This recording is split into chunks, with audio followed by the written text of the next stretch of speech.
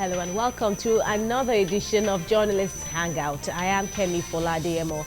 Well, today on the program, it stands to be exciting as usual. On the topics today, Jimoh Ibrahim loses again as Supreme Court affirms Eyitayo Jegede as the authentic PDP candidate, of course. Plus, the Nigerian army confirms 45 soldiers missing after Boko Haram attack. We'll be joined in the studio by Babajide Kolade Otitoju and Charles Deho. Thanks a lot, gentlemen. Babajide, of course, is my boss. Good evening, and thank you very much for joining us, Charles. Thank you. All right, so Journalist Hangout begins now.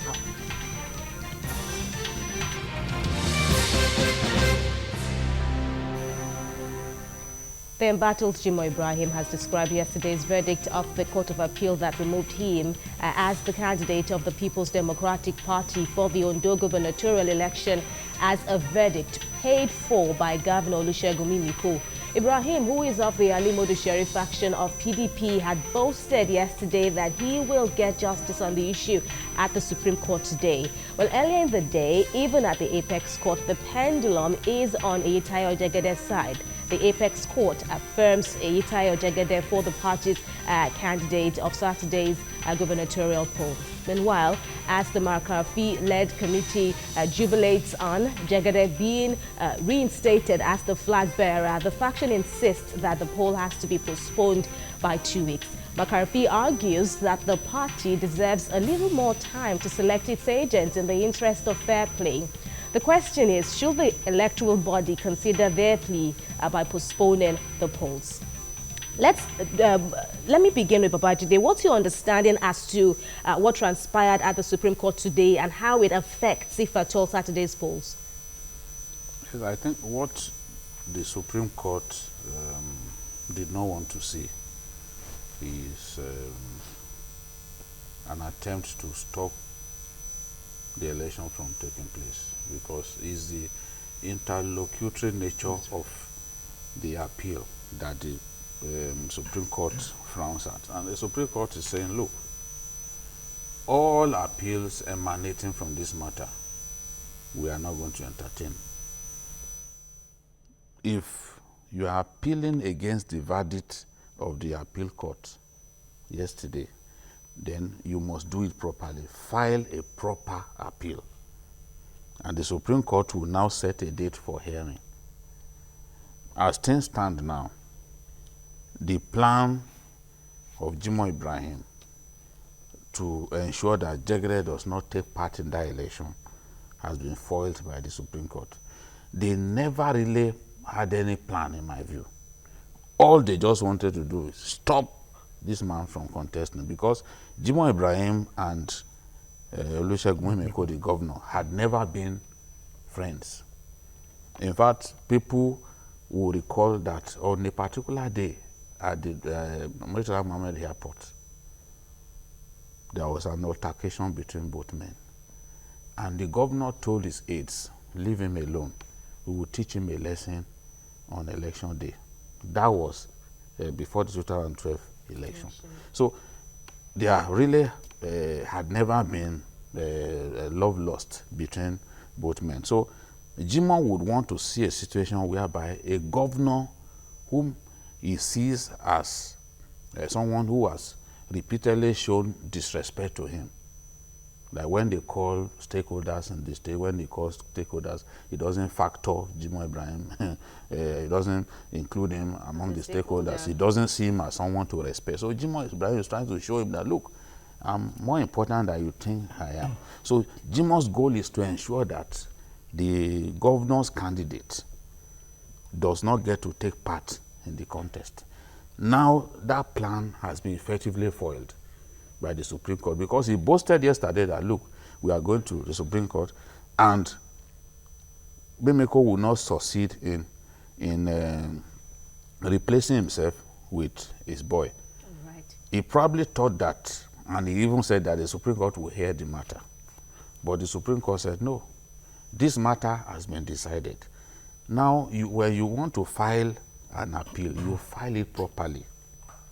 Your written address and everything will be attached.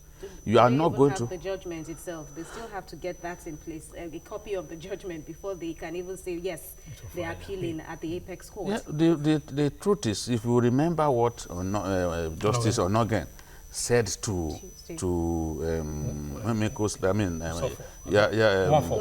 yes, that's Jimon's lawyer. He was not even prepared at all. No written address, no record of the proceedings of a particular matter that he wanted the Supreme Court to halt. If you are saying, oh, we don't want these appeal court justices to proceed with this trial, what are your reasons? You must show why you would not want that to happen. In this case, he had no written address. He had nothing to present to the court as his reasons for wanting these guys to be disqualified from handling the matter.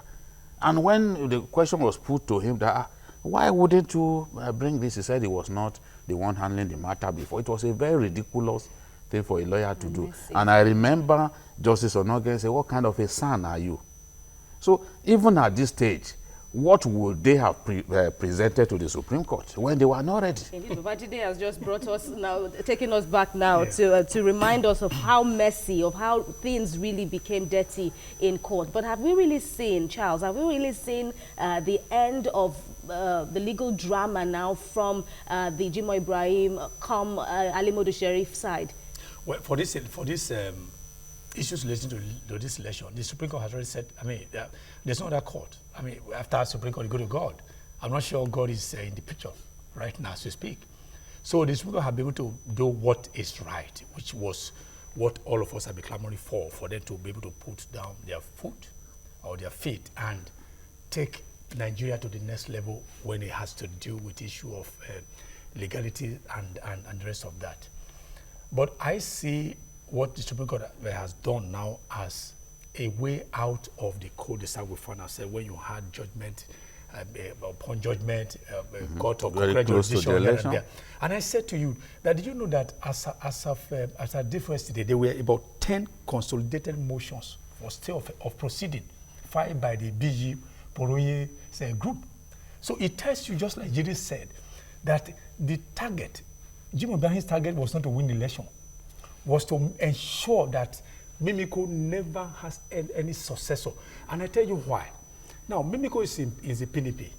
Now, the government of the day at the center is APC. So if Mimiko does not succeed in putting his successor there, he is going to be rubbish politically. Because he can't go to the center, nothing for him at the center. At the state level, there's something for him. So Jimoh Ibrahim was rooting for that. I will deal with you that Jiro was saying. I mean, there was a time that there was this issue of allegation about somebody killing somebody's mother along, between them. So he said, if I can't get there, you can't get there. So he made sure that for the next 4 years, Mimiko will be insignificant politically in Ondo State and both the center. But hopefully, it didn't work that way. At least now we are going to face the robustness of having about a three-horse race on Saturday, where you're going to have what's his name? Ejita Jagede, very strong contender from the Central. You're going to have what's his name now? Yeah, okay, from the south, and then you have Akredolu from the north. So it's going to be a battle that's going to be very interesting, even more interesting than that of it. I thought it was a two horse race, right. But you're finding this one. You find where you have very strong three contenders. So I think what the Supreme Court has done now has been able to arrest the drift. And then we are back on track again. All right, now, it's going to be another question, though, if we now weigh how keenly contested Saturday's election will be eventually, since one of the major parties now is just coming on to the race now, so to speak. But Jimoh Ibrahim reportedly said something rather, and I want us to weigh how profound it is. He said, even if PDP wins on Saturday, we shall have our 4 years mandate to rule. Babajide, no. What do you make of that statement? It's just a joker. It's reckless. He's a joker. He's saying that he belongs to winner? PDP. Indeed. He's saying that he belongs to PDP. But you cannot fight them for that long. This way. You cannot play the spoiler for that long and expect that you will benefit, from the spoil. This is a man who had already been seen as having defected to the Accord Party. So how can you say that you belong to the PDP? You cannot fight your own party from within the way you have done and expect that if Jegede eventually wins, then you see yourself as an insider within that government. It's impossible. It's not going to work. He's just deceiving himself. Now, when he lost yesterday, he said that the judgment was bought. This same man accused the REC in the state of attempting to extort money from him. Remember, they also accused a judge who was ill of having received bribe. For what was the crime of the appeal court panel that was disbanded? That it was trying to accelerate hearing. When did it become an offense in Nigeria? In a country where we complain about justice being delayed needlessly. Now, a group of judges wanted to accelerate hearing. In the interest of fair play. It became an offense all of a sudden. Yes, and in the interest of fair play, you now generated a protest letter against them, accused them of collecting money, and you couldn't prove it because at the point when they now were looking for Poroye at least to come and validate some of the things, they said he had disappeared from the court premises. So that is why I call what they were doing judicial terrorism. It should not continue. And if you remember the words of the new CGN, he said, if you keep telling us to disband every panel, when will this case be tried? All right, gentlemen, that line, though, may soon start trending, judicial terrorism. But we have more on Journalist Hangout after this break. Stay with us.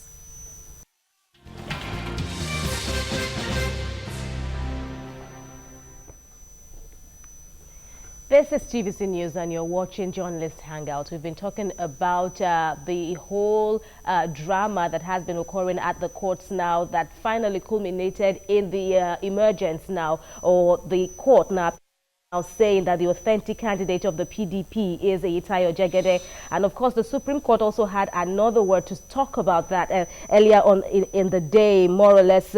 Another nail now in the coffin of the ambitions of Jimoh Ibrahim to contest in Saturday's election. And yes, he did say earlier on, Charles, I'm getting to hear your view now, where Jimoh said something about him still being a winner, even if PDP does emerge victorious in Saturday's election. Even though he will not contest, he's saying the PDP will still have a mandate to rule. What's your take now as to what he's trying to do, what he's trying to get at? I think it's just trying to be relevant. The Supreme Court case now has made him relevant. So he must say something to continue to remain the reckoning of all of us.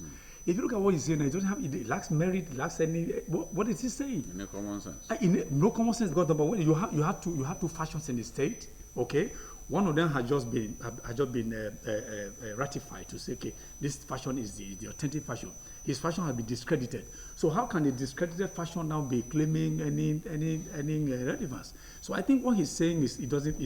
For me, it lacks. Perhaps saying no permanent enemies now in politics. No. Look.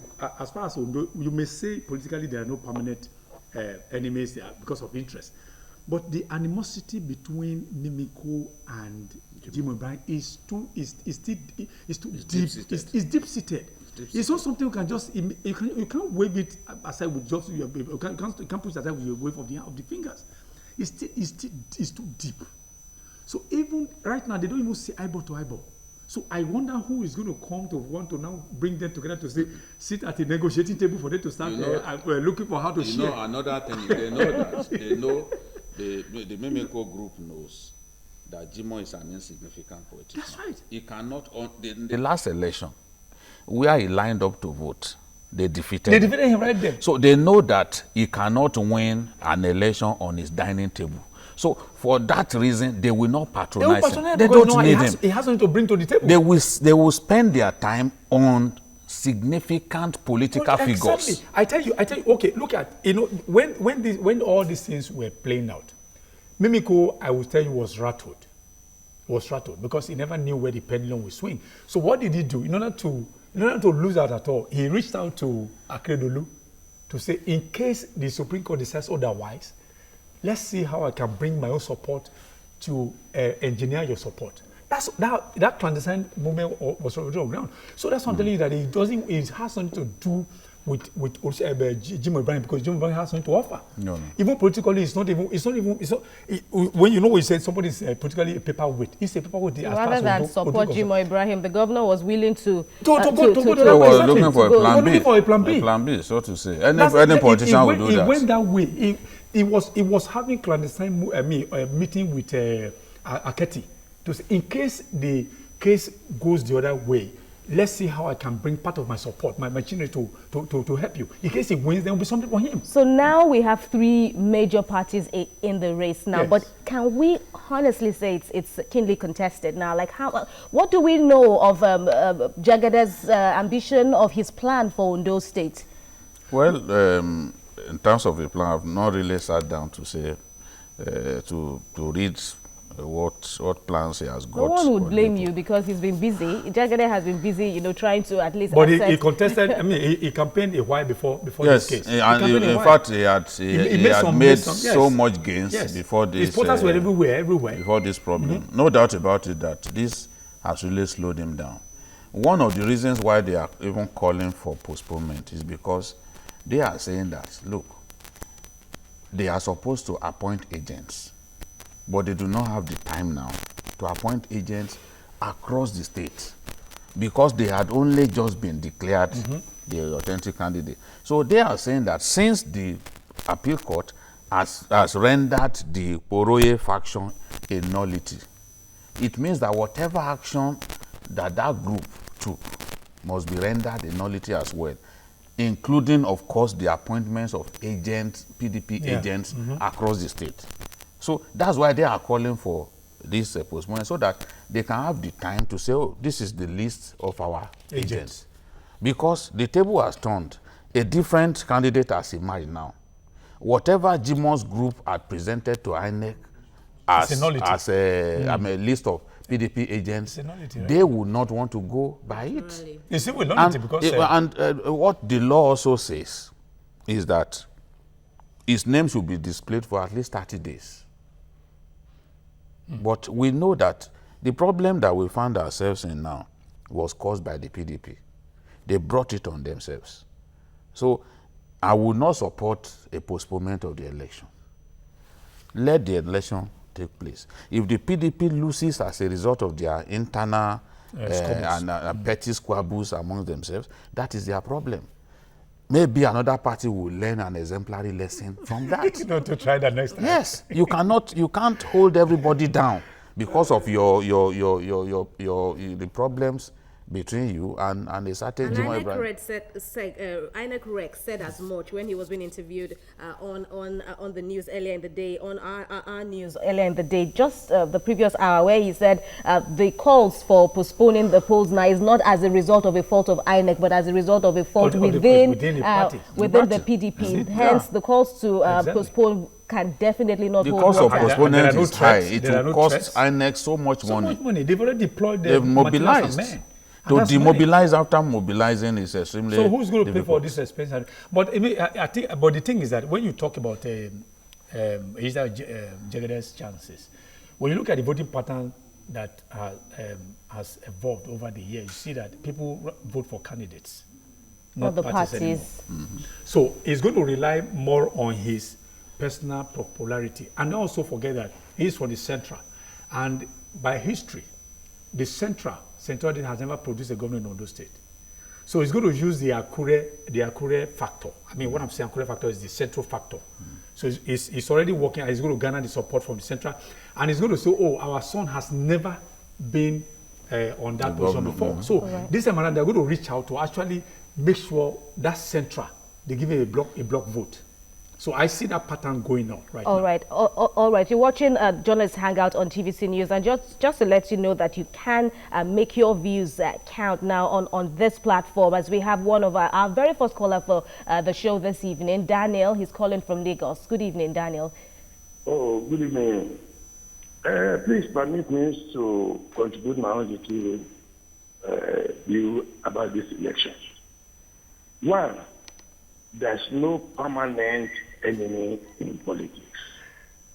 But if I were in position of the Bible, I will take this time to settle the rate between me and the governor. That is point one. But if he doesn't do that, I can tell you what will happen. But he is going to be the loser. He is going to be the loser. If, like what our gentleman in the church said that he doesn't want them to postpone I agree with him, because that it will teach them lesson. It will teach them lesson.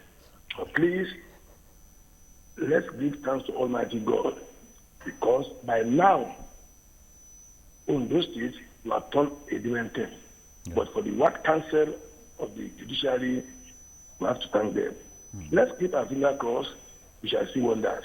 God bless you. All right, Daniel, thank you very much, and a big amen to your prayers. But just before we finish, this beat now of the program this evening, Daniel said something about there are some steps Ibrahim can take now, not what he's actually taking at this point. Is there a limit now to just how much we can forgive in politics now, or has Jimoh Ibrahim just gone all the way now? Jimoh Ibrahim is very proud. You must know that. And then he's one who has more against the governor. If it were to be the other way, that maybe the governor that has something against you could reach out, okay, come, I've forgiven you. People who are very close to you, they say the man is very, he doesn't forgive easily. So he's also very proud. So that pride in him will not let him want to kowtow, to want to go over to reach out to say, okay, let's reach a compromise. The Jimoh Ibrahim is not such a person. So that one has been foreclosed. He's also not a politician. No, it's people who are a businessman. Politicians know exactly when to swallow their pride. They know exactly where the cake is, and then they go for it.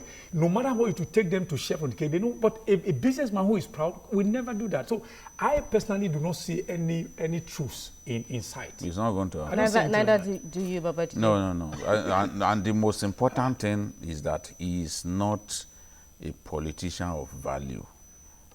He's not a politician of value. There's nothing they are going to gain from even having him on their side beyond the nuisance value. He cannot. Look, if you go around Ondo State, because I was there a few weeks back, he didn't even have his posters in town. So he had no plan to contest. It's not the campaign. Didn't Ibrahim liken himself to Trump at a point? Trump. Oh, come on. Not every time. Don't offend me here. Trump. Don't bring Trump. Jimoh Ibrahim, a Trump? Trump went everywhere. Trump went everywhere. Somebody who won more than 30 American states. He won more than 30 states. To win more than 30 out of 50, you must be very strong. He won all the battleground states. Jimoh Ibrahim, if an election is contested today on his dining table, Jimoh Ibrahim will not win that election. If an election is conducted among his staff, for his own staff to vote for him, he will lose that election. All right. Please don't crack me up at this point now. You're watching the Journalist Hangout on TVC News. More on the show after this break. Stay with us.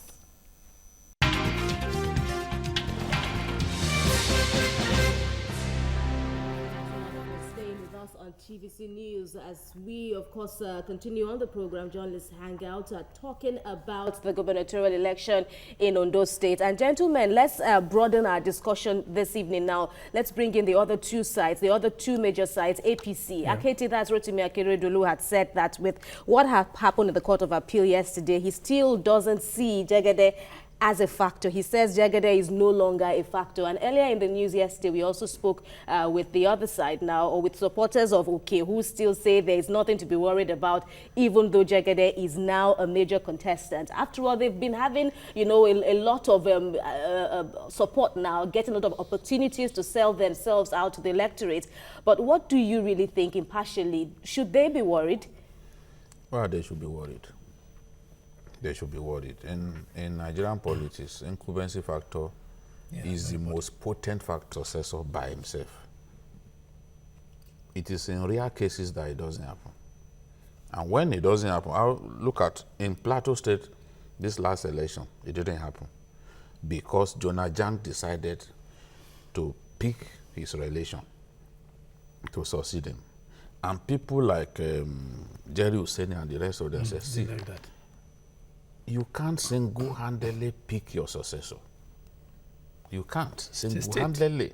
You must get other people to work with. Otherwise, PDP will have retained Plateau. When he wouldn't listen to them, they defected to the APC. That's how Simon Lalong became the governor. They defeated the candidate of the Jonah Jang at that time. You can't go and pick your relation and say you will be the next governor. No. People will kick against that. But incumbency factor remains very strong. It is in very rare cases that you find an incumbent unable to install a successor. In Nigerian politics, it's extremely rare. But in Ondo, it should That's why I'm saying that. That's why I'm saying, if anybody tells you that Itayo is not a factor, that person is deceiving himself. I'm not saying it is impossible to defeat him, but you must first reckon that he is, by the fact that he has the governor on his side, the sitting governor with the resources of the state at his disposal, because in Nigeria, we use public funds for elections. They say we are deceiving ourselves. We use public funds for elections. All right. Then the governor has his people in the local governments and all that. So he will be able to get them to work for his candidate. Now, if the APC, because the APC had become very strong in Ondo, if they can put their house in order, the people who are aggrieved, work on them before election day, get them to wholeheartedly work for Akiti. If they will do that, with the fact that in Ondo, a lot of the civil servants are not happy, they've not been paid since April. Indeed. So, with that, if you can work on that, then you stand a good chance. But if you go into the race fractured with the acrimonious primaries that they held still in the minds of some of the members, if you go into that race with it, yeah, your chances are slim. All right, Charles. We will soon end this bit now of our discussion this evening, but what are your final thoughts as we, of course, continue to track and, of course, count down to Saturday? Well, let me look at OK. OK happens to be the greatest beneficiary of all this. Yes. How it's do riding you the wave now. OK has harvested copiously from all the... From both sides. He has harvested. Because while the brick bags and all these legal issues were going on, he was going everywhere and taking their supporters. Exactly. And it was like a loner. Everybody just saw him. Oh, since these other ones are going out of reckoning, then let's pitch our tent with him. It's also from even those who had given up on Jegede, they moved into his camp. Yes, that's about 3 days ago. We saw a lot of... I saw him in a new light. I saw OK in a new light. So and he's an orator. He's an orator. He speaks better than all of them combined. It's also a grassrooter. Then he was legal advisor to the PDP. So he's been on ground for so long. He's on ground. Then from the south, where you have all these riverine communities, they always vote him. They always vote him. It's like a court followership. So he himself, I mean, if you must look for a contender that you can't wish away. You know what someone told me? He said, after Memeko in Ondo State today, that there's no grassroots politician yeah, exactly. Yes.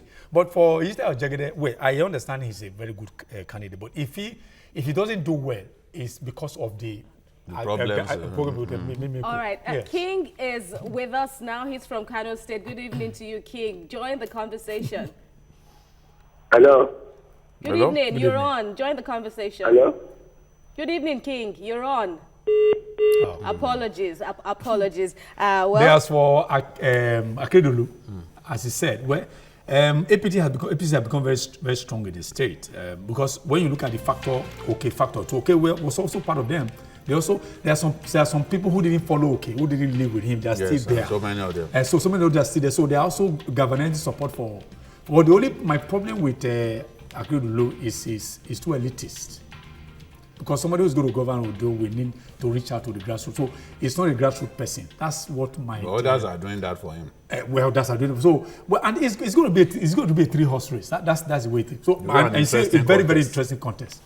We even saw, a bit of like the latest edition now of the debate now that was recorded between Jimoh Ibrahim and, once again, I bring in Jimoh Ibrahim back to the conversation. But now on the issue of, what the Ondo electorate really needs at this time, salaries are being owed, and then there was a discussion on whether to remove taxes. Of course, was loud and saying, no, they cannot remove the pay-as-you-earn tax now, but he would find a way now to restore the economic wealth now of the state. How well do you think the candidates have been able to, drive their point home as to how the economy will bounce back? I think OK has made it clear that he's going to revive a lot of the moribund industries in the state. If he can do that, Ondo State has plenty of potential. The deposits of natural resources, like bitumen, for instance, like bitumen, the largest, we have the largest in Africa. So, if he can live up to his promise to even revive those companies, jobs will be created, and then the economy will bounce back. So he's been talking about that. I hope that if he wins the election, he will be able to do what he promised. All right, Shegun from Osun State, good evening. Apologies for keeping you. Please join the conversation. Yeah, hello, good evening. Good evening. Continue, please. Hello. Continue, please. Good evening. Good evening. Hello. Carry on. I hear you. Yes, I want to quickly add my voice to the going on conversation. Okay. Well, I'd like to thank all of you for doing a very good job. Thank you. Yes. Well, this race is going to be very interesting. For me, everybody, almost the three of them have their advantage. They have their own disadvantages. For somebody like Jegede, well, it's unfortunate for everything that has played out. I like to disagree with the previous caller who talked about Jimoh Ibrahim reconciling and aligning. We all know Jimoh Ibrahim to be a very, very proud and arrogant person. And following by the trend of all that has happened recently in the period of this electioneering campaign, even from the debate, you would know that it's a spoiler. He has been saying things that are impossible to do as a governor. So it was obvious that they wanted to delay and model everything up for Jegede not to contest. Well, the power of incumbency is an advantage to Jegede. And I believe for the central that has the largest voting population is the joker by Mimiko. Looking at Aketi also probably partially has a divided house. In the rank and file of APC that are cracked there. And they can still leverage on that. Okay, it's invested a lot, no doubt. But, it's banking so much on support from outsiders because it's speculated that it's governance support from Lagos. So by and large, I believe this is going to be a tight race. But you can't rule anybody out. And like my brother said, the power of incumbency is a great factor. Yeah. All right. Let's see how it goes. All right, Ashego. Thanks a lot. And gentlemen, let's just cap this, even though we could go on and on. But there's another crucial issue going on in the country at this time. On October the 16th now, that was last month, the Nigerian army came under a violent attack by Boko Haram in Gashiga. That's a northern Borno state community that borders Niger Republic. And the army was overpowered. The army said its soldiers fought in vain to defend the location.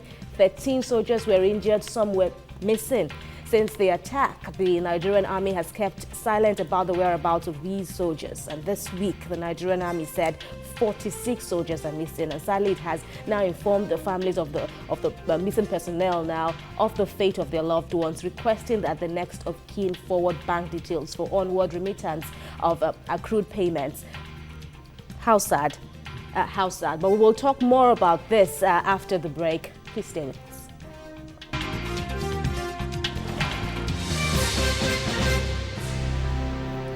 You're watching Journalist Hangout on TVC News, and we're talking about the missing Nigerian soldiers. Now, 46 of them. The army has finally come out now to say that indeed the soldiers had been missing after they came under a violent attack by Boko Haram in October this year. Before we get to the issue of whether Nigeria is on the track in winning the war on against terrorism, please, gentlemen, let's just explore now what value soldiers would be now to the Boko Haram. It may sound distasteful, but would it be of more value to them if they are dead or if they are with them? I think that by the army tradition, if you do not hear from soldiers after one phase of the war for a particular length of time, you can give up that those soldiers are dead. There's a length of time because soldiers sometimes make strategic retreats. They run away from battle if they can see that they will be overwhelmed. There's no point. But so that you can fight another day. Yes. You can fight another day. And when they do retreat, where do they go to? They can go like in 2014. Our soldiers were constantly retreating to Cameroon, going to Cameroon to hide when they lose a phase of the battle to Boko Haram. After some time, the Cameroonian soldiers will take them into custody, and then later they are officially released under heavy protection to Nigeria.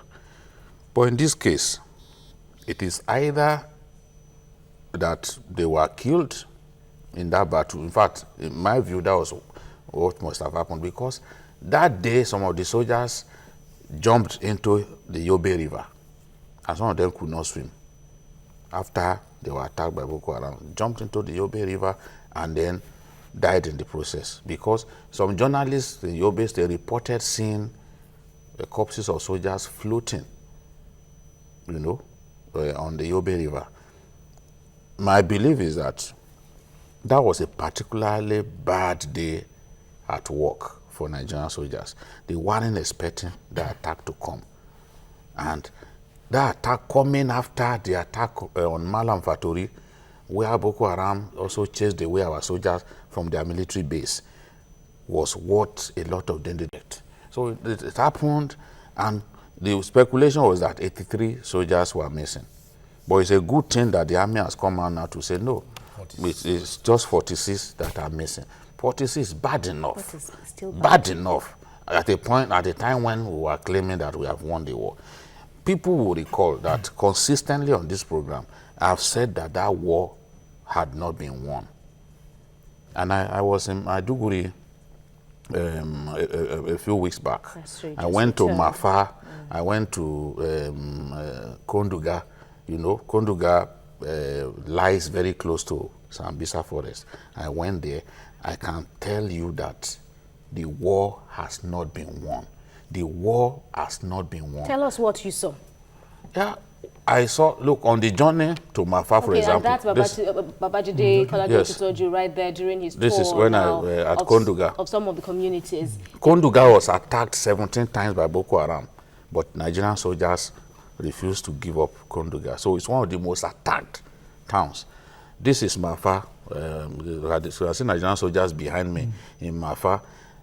Mafa is about 50 kilometers to Maiduguri. And I can tell you that on that journey between Maiduguri and Mafa, I didn't see a single village inhabited by any human being.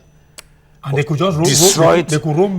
No, the villages had been destroyed by Boko Haram, and because people will think that they will come back, they will not stay there. They will not stay there, that's right. So it's in Mafa where we have an army base, that there's life really going on and all that. And there are many communities like that. The fear remains. How about the soldiers? What can you say about their morale from those you spoke with? Do they even have confidence in the war at all? A lot of the soldiers were dispirited about the death of Muhammad Abu Ali, because Muhammad Abu Ali was an exceptional soldier. Of course, we have some other fantastic soldiers too. people like Major Manga, people like Micah, people like even Egbulem, Lieutenant Colonel Egbulem, who is the head of the army base in Mafa. We have brilliant officers who put their lives on the line. But the death of that young man, because of his exceptional bravery and his mastery of the T-72 armored tank that Gulo Jonathan bought for the army, many soldiers were dispirited that they could lose that guy because he was the one always standing in front, leading them to battle. Great battles to reclaim Goza, to reclaim Baga, he led those battles. So we lost him, and when, after losing him, we lost another commander, in an ambush. Right. So this really is not a good time for the Nigerian army. I think that we need to sit down and reappraise the strategy. Even if we have control of urban centers.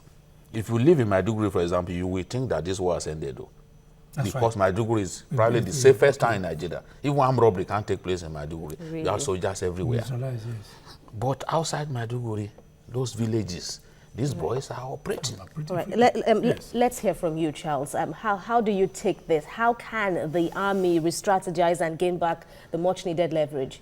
It's quite sad, first of all. And my fear is that, when I was here, I think last time, we had cause to discuss Boko Haram issue as well. I also said that the greatest fear I have is the most in the system, the fifth columnist. When you look at the circumstances that even how these soldiers were captured, said that Boko Haram stormed the camp on the 17th of October. This Gamma IK operation. Said they stormed their camp. The question is that, don't they have a sentry? You're supposed to have sentries. They're supposed to have military. I grew up under a major. I knew they had this where they do reconnaissance. They have sentries. People who are. I think even after that attack, the army made some arrests. They accused some people of providing information for Boko Haram. So I tell you, there was. Day first day there was a young boy, a private, that was arrested with ammunition outside his duty post. One McDonald Chuku. He had access to ammunition. He was going outside the camp when he was accosted and arrested. I think he's been jailed for about 18 months now. Question asked me, how many McDonald Chuku do you have with the system? If he has succeeded in getting out the arms, to whom would he have given those arms? So how many of them are in the system who may be providing information to the enemy that the enemy is now using to now come back at our military? If we're going to have this issue of storming our camps and catching our military unaware, it means that somebody somewhere is giving information who is feeding fat from those issues, which is what worries me. So that's why the army has to, right now they have to step up their intelligence. What's really, since 2014, yes, I've not been as scared as I am about Boko Haram. Honestly. As I am now. Malam Fatori, they stormed Malam Fatori twice. Remember I talked about Malam Fatori? The one that was about tactical... And that's yes, because of the access to the Lake Chad and all that. They want to retain that place so that they can bring in weapons. From there they can now start launching all the attacks. They attacked Malam Fatori the first time, chased our soldiers away. Came back. We fought them for about a week to reclaim that town. That's a Boko Haram that you told us could no longer launch military-style attacks. Then they came back to our military base in Malam Fatori and killed Colonel Abu Ali in another operation within a space of 2-3 weeks. One could argue that perhaps the army is just trying to minimize information at this point and is of course busy re-strategizing. But on record, the army still keeps calling a temporary setback, last remnants of a fleeing Boko Haram side. They are not fleeing. They are not fleeing. Look, as we speak, even to travel from town to go and do commerce, to buy things, you need military support. You see like 4 or 5 military vehicles escorting traders to go and buy things from town to town. How long would that continue? You cannot, if you say they've been defeated, that should not be happening. You see, in all those bushes, look at a town like Goza, for example. On the mountain that surrounds Goza, those boys are hiding. Sometimes they come down to harass people. When they are hungry, they come steal people's food and run away. There is a town about 18 kilometers to Chibok. They came to that town, stormed the town, chased people away, set the buildings ablaze, stole food. The army came to the place to eventually chase them away, but they had almost finished setting ablaze the whole town. Who are these Boko Haram? Who are these people now? Could they, or are they the people who the government says they are negotiating with, that we saw the return, that culminated in the return? Camps. Who are they? The Al-Banawi camp. There are two camps. The Al-Banawi camp, Musab Al-Banawi camp, and Abubakar Shekau's camp. And one is more radical than the other, apparently. Well, okay. They have ideological differences. Musab Al-Banawi does not believe in killing Muslims. When you hear that Boko Haram has attacked the town and just setting people, houses ablaze, it must be Al-Banawi. It must be Shekau's camp. Yes. Al-Banawi's faction has been carrying out the bulk of these recent attacks on the Nigerian military, because he boasted that, look, we will be killing Christians, we will be killing soldiers and policemen. Charles, yes. Please, of course, you know you're one of us already. Please don't feel okay. Just tell us what you think we can do now. As to what's your understanding really of who we're dealing with, because it appears that there is so much lost ground. We see the army in some areas. We still see hear of some areas that are porous now of army presence. What's your take? First, let's do away with this propaganda. Or that we have decimated the military. It is not happening, because the information is there everywhere. The war is still raging. And whatever you are getting now is what is happening is more than what you are getting. An enemy that is killing your commanders. Because you can't say that the military will be trying hard to suppress the information, from getting to the public domain. That's number two, is that we must know that since the war is still on, let's fight it as a full-blown war. Yes, no mercy. No, let's fight it as a full-blown war. Just like if Nigeria is engaged in a war with a Cameroon, for instance, like country against enemy versus country. Let's look at it as a full-blown war and go all out. Use whatever we have. All this issue of, let us look at then let's negotiate. We must stop all this and let's stop propaganda and go out for all full war against them. What we have at our hand is, because they are not looking at us as, they are fighting the war, and that ideology they are fighting is something they are holding dear to their heart. Can the army regain the people it has lost, as of course the families will now be left to mourn their dead and the missing? But how do we remember this our gallant soldiers? I think we need to do a lot more for the Nigerian soldiers. I was reading where a Nigerian soldier said, you must treat us the way you are treating the Chibok girls. Every time a Chibok girl is rescued, you take the Chibok girl to the president, you give them fantastic treatment. And I can tell you, as someone who just returned from Maiduguri, that Chibok was not even the first place where Boko Haram went to seize girls. Of course not. It was in Konduga that they first went to a school and took away women. So let's treat the soldiers and their families with respect. Let's take care of their welfare. We still have a situation today in Nigeria where some soldiers are earning even less than 40,000 naira, and you want them to lay down their lives. Shall I say something quick before we end? Mine is that the thing is that the war is winnable only if we determine to win a war. All right. Thanks a lot, gentlemen, and thanks to you for keeping us company all through this hour as we explore on Journalist Hangout these key topics now bothering us as a nation. I am Kemi Foladeyemo. Don't forget to join us again, same time tomorrow for another exciting episode of Journalist Hangout. Bye for now.